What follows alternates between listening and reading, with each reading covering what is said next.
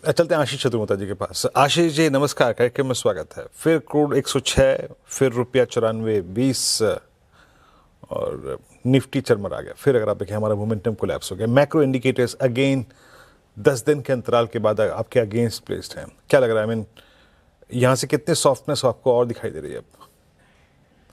हाय, good morning Veeru, good morning.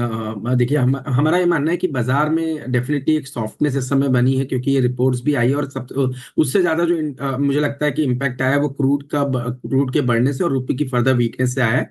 तो उसका definitely एक इम्पैक्ट बाजार को देखने को नजर आ रहा है। और दूसरा एक जो मार्केट का व्यू बन रहा है कंसेंसस में कि अर्निंग्स में एक डाउनग्रेड हमें देखने को नजर आएगा, तो वो एक कारण बन रहा है। क्योंकि अगर से हम अब जो फॉरवर्ड ईपीएस एस्टिमेट कर रहे थे उसके बेसिस पे तो बाजार शायद आपको 17 17.5 के फॉरवर्ड पी मल्टीपल पे दिखता, पर अगर से अर्निंग ही डाउनग्रेड हो गई तो ये मल्टीपल्स आपको महंगे नजर आएंगे। तो इसकी एक वरी इस समय बाजार में रिफ्लेक्ट हो रही है। बट जहां तक कि हमारा अनुमान है, हम ये मानते हैं कि बाजार जो है वो एक डिप क्रिएट कर सकता है। बट अब कहीं ना कहीं बाजार में जो पुराने लोज बने हैं 22,500 23,000 के आसपास, उसको बाजार कहीं ना कहीं रेस्पेक्ट करेगा। और इसको अगर से हम सोचे तो हमें लगता है कि कोई भी डिप जो इसको 23,500 600 के आसपास लेके जाती है, वो एक अच्छी अपॉर्चुनिटी होगी वापस से कुछ अपॉर्चुनिटीज को ढूंढने के लिए। और वैसे भी आप देखेंगे कि वीरू इस एक महीने में हम अगर से देखें तो ब्रॉडर मार्केट 10-11% बढ़ा है। पोर्टफोलियो लेवल पे शायद बढ़त और भी ज्यादा आई है अगर से स्मॉल मिड कैप का एलोकेशन अच्छा रहा है। तो मेरा ये मानना है कि एक अच्छी अपसाइड के बाद थोड़ी प्रॉफिट बुकिंग देखने को नजर आ सकती है। बट ओवरऑल मार्केट मुझे लगता है बाय ऑन डिप्स की तरफ अब बढ़ चुका है। ओके, बाय ऑन डिप्स की फिलहाल स्ट्रैटेजी ओवरऑल मार्केट में अपनानी है, लेकिन जेपी मॉर्गन तो काफी बेरिश साउंड कर रहे थे 20,500 के टारगेट निफ्टी पे बेयर केस में। खैर आशीष जी, लेकिन good morning to you. Stock specific ideas क्या होंगे सर? टेक्नो फंडा में कौन से 2 स्टॉक्स चुनेंगे आप? जी, तो देखिए, आप अभी कैपिटल मार्केट्स की थीम की बात कर रहे थे और हमें वो थीम काफी पसंद है। तो उसी स्पेस से एक तो एसेट मैनेजमेंट कंपनी की हम बात करेंगे, वो होगा आदित्य बिरला एएमसी। हमें काफी अच्छा लगता है क्योंकि एक तो वैल्यूएशन पीयर्स के कंपैरिजन में थोड़ा चीप है और जैसे जैसे परफॉर्मेंस फंड्स के इंप्रूव होने शुरू हो रहे हैं, हम देख रहे हैं कि एक अच्छी री रेटिंग आदित्य बिरला एएमसी के स्टॉक में देखने को नजर आ रही है। तो और क्योंकि हम ये मानते हैं कि जो ये 75 लाख करोड़ का एयूएम की इंडस्ट्री है, इसमें बहुत बड़ी ग्रोथ 4 to 5 टाइम्स ग्रोथ आने वाले सालों में देखने को नजर आएगी। तो उसका clear beneficiary asset management company रहेगा। दूसरा, इसी स्पेस में जो फिनटेक प्लेयर होगा, जिसको हम थोड़ा सा देखते हैं, जो penetration of financialisation of savings के लिए भी एक अच्छी थीम बन सकती है, वो है एंजल वन, जो ऑलमोस्ट 16 से 20% का मार्केट शेयर कैश और डेरिवेटिव्स मार्केट में मेंटेन रखता है। और यहाँ पर पे हमें लगता है कि जो नंबर्स आए वो काफी इंकरेजिंग थे। तो ये जो डिप आ रही है, ये हमें लगता है एक बेहतरीन अपॉर्चुनिटी क्रिएट करेगा एंजल वन के अंदर में। तो मैं स्ट्रक्चरली ये समझता हूँ कि अगर से एक साल भर 6 महीना का व्यू ले तो 400 और 450 रुपए तक के स्तर भी एंजल वन के स्टॉक में देखने को नजर आ सकते हैं। तो ये कैपिटल मार्केट थीम हमें काफी अच्छी लग रही है। दूसरी श्रेया, हमें डिफेंस और एरोस्पेस की थीम काफी अट्रैक्टिव नजर आती है।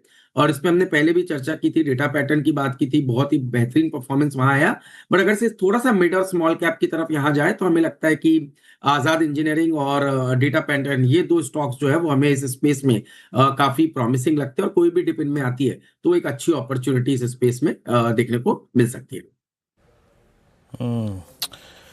ये रही बात रात हिंदू स्पेस पे। अच्छा आशीष, एलएनटी का थोड़ा सा टर्बुलेंस में जाना लाजमी है। आई मीन जो भी कुछ हुआ इस युद्ध के बीच में मिडिल ईस्ट में, but other than that if you look at ABB, Cummins, Siemens energy, इनका तो ड्रीम रन कंटिन्यू कर रहा है। कमिंस ने तो मेरे ख्याल से ऑल टाइम हाई क्रिएट किया, एक वर्टिकल राइज था पिछले 20 दिनों में।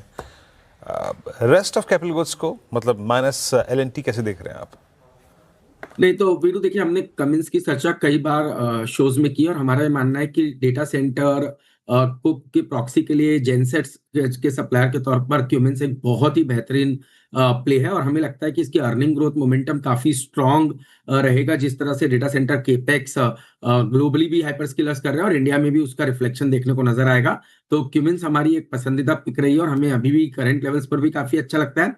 एबीबी की पेरेंट कंपनी ने अपने ऑर्डर गाइडेंस को फॉर द इंडियन कंपनी, उन्होंने इसके बारे में उसकी चर्चा की पेरेंट कंपनी ने, और वहां पे एक अच्छी खासी 20% के ऊपर की ग्रोथ ऑर्डर में आते हुए देखने को नजर नजर आ रहा है, तो उसका भी बेनिफिट एबीबी को देखने को नजर आएगा। तो मेरे हिसाब से जो करेक्शन अभी एबीबी में आया है एक दो दिन का, ये बहुत बढ़िया अपॉर्चुनिटी क्रिएट कर रहा है medium to long term investors के लिए। और मेरा मानना है 7,000 पे स्टॉक का बहुत बढ़िया बेस है।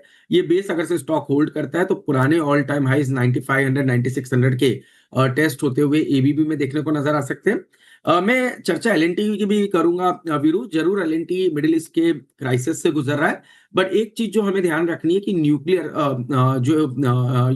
पावर की जो थीम है उसका एक बहुत बढ़िया बेनिफिशियरी एलएनटी रह सकता है, क्योंकि शांति बिल जो आया है उसके अंदर में जिस तरह से इंडियन प्लेयर्स के लिए, प्राइवेट प्लेयर्स के लिए जगह बनेगी, तो हमें लगता है कि एलएनटी एज अ पोटेंशियल जहां पर सिग्निफिकेंट ग्रोथ पोटेंशियल न्यूक्लियर की तरफ से इनका डिवीजन दिखा सकता है, तो वो एक बहुत बढ़िया ऑप्शनैलिटी बनेगी। तो मेरा मानना है 3900 3800 पे एलएनटी भी काफी अट्रैक्टिव नजर आएगा। तो ये भी एक बाय एंड डिप का कैंडिडेट कैपिटल गुड्स स्पेस में हमें नजर आता है।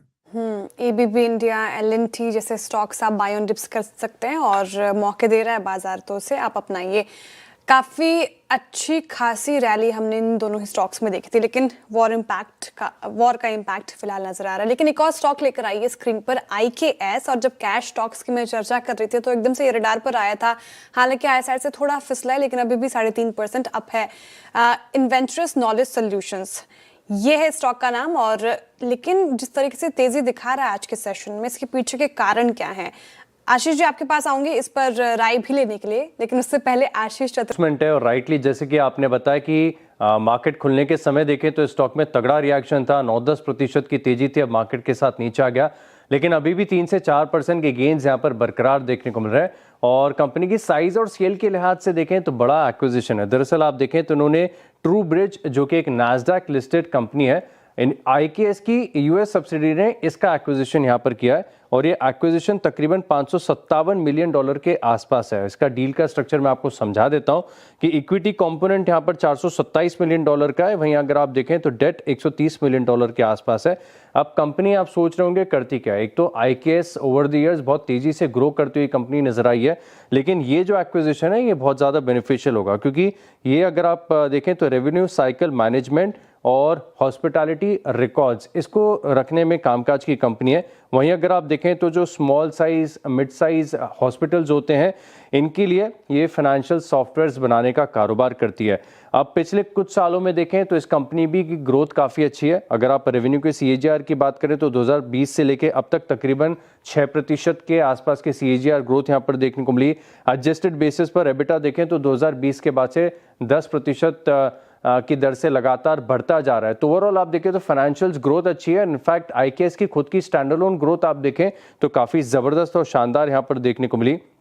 अब एनालिस्ट का मानना है कि FY27 में आप देखें तो ये पैट और EPS दोनों में बढ़ोतरी यहाँ पर देखने को मिल सकती है इस एक्विजिशन के चलते। और बड़ा बेनिफिट इसके लिए होगा क्योंकि IKS के इस एक्विजिशन के बाद एक पूरी जो इंटीग्रेशन होता है इसका बेनिफिट है, और सिनर्जिस्टिक बेनिफिट भी यहाँ पर देखने को मिलेंगे। जो क्रॉस सेलिंग अपॉर्चुनिटी है एक काफ़ी ज़्यादा बढ़ जाएगी, क्योंकि अगर आप ट्रू ब्रिज का क्लाइंट बेस देखें तो काफ़ी तगड़ा है। ऑलमोस्ट क्लाइंट बेस इनका 2000 से ज़्यादा का है, और कंबाइंड अपॉर्चुनिटी $575 मिलियन के आसपास है।